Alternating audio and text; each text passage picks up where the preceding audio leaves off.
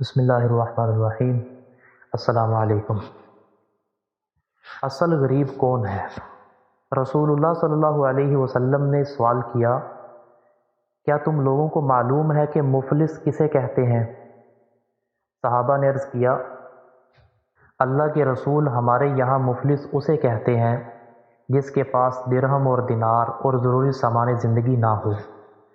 رسول اللہ صلی اللہ علیہ وسلم نے فرمایا، ہماری امت میں مفلس وہ شخص ہے جو قیامت کے دن صوم و صلاۃ اور زکوٰۃ کے ساتھ اس حال میں آئے گا کہ اس نے کسی کو گالی دی ہوگی، کسی پر تہمت باندھی ہوگی، کسی کا مال کھایا ہوگا، کسی کا خون بہایا ہوگا اور کسی کو مارا ہوگا، پھر اسے سب کے سامنے بٹھایا جائے گا اور بدلے میں اس کی نیکیاں مظلوموں کو دے دی جائیں گی۔